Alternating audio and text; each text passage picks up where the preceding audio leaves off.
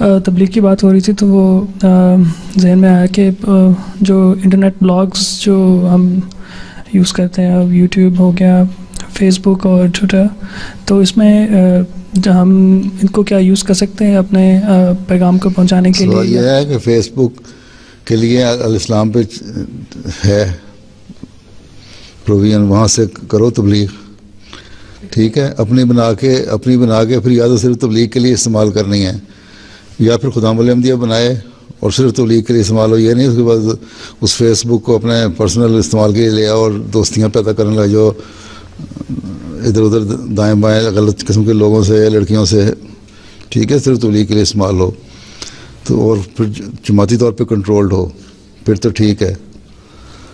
Twitter में सारे इस्तेमाल करते हैं, मैसेज आते हैं, लोग यहाँ बैठे होते हैं, खुतबा सुन रहे होते हैं, वो या कोई एड्रेस होता है तो साथ साथ ट्वीट करते जाते हैं, हैं जलसे पे बैठे होते हैं यूके में, वहाँ करते रहते हैं। तो इस्तेमाल तो लोग करते हैं अगर जो सही इस्तेमाल करने वाले हैं।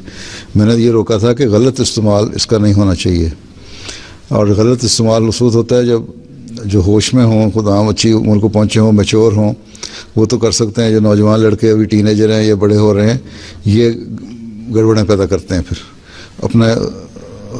अपने आप को भी ख़राब करते हैं, अपने फ्यूचर को भी ख़राब कर रहे होते हैं और एक नए मसले में पड़ रहे होते हैं।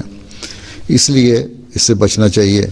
अगर एक हद तक लिमिट के अंदर रहना है फिर जायज़ है, अदरवाइज़ नहीं। मतलब जायज़ तो इतना हराम तो नहीं है, लेकिन मैंने मना इसलिए किया था कि अपने अखलाक ख़राब करोगे तुम लोग। इसलिए वाक़फ़ीन को सिर्फ मैच्योर दिमाग जो हैं, और वो भी ऑर्गेनाइज़ होकर जमाती निज़ाम के तहत अगर करना चाहें तो हो सकते हैं, ठीक।